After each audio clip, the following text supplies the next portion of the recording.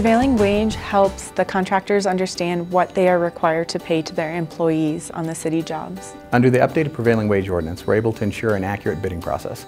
An accurate bidding process protects the city by preventing underskilled and underpaid workers working on city projects. So by enforcing prevailing wage requirements for the city, we make sure that every worker out there is getting paid the correct wages in accordance to the law. My role is to oversee the enforcement of the prevailing wage law. It prescribes that certain trades and service people will be paid what is called the prevailing wage. If you're on Denver property and you have a capital construction project, you're subject to prevailing wage. If you're using Denver dollars, you're subject to prevailing wage.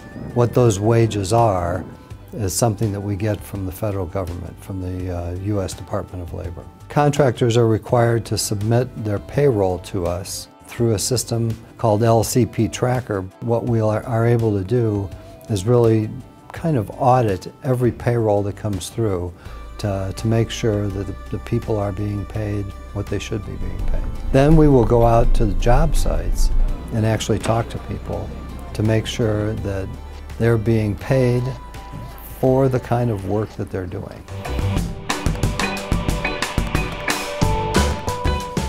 The reason you have a prevailing wage is so that when you have these capital construction projects, that you couldn't get a company from another state to come in and underbid the Denver market and take business away from the Denver market. There will be hundreds of projects. The National Western Center, $800 million. New runway at the airport, $1 billion, $1.5 billion. The Great Hall at the airport, another $1.5 billion. Upgrading and adding gates, to the terminals, that's another $1 billion. The Convention Center, $255 million.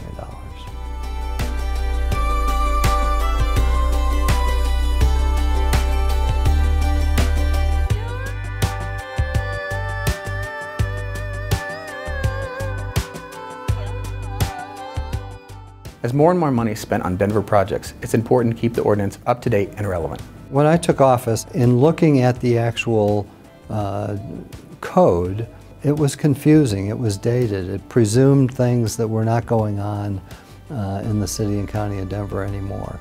And what we did was we got together a group of tradespeople, contractors, and others, and made a lot of changes to it that really brought it up into the 21st century.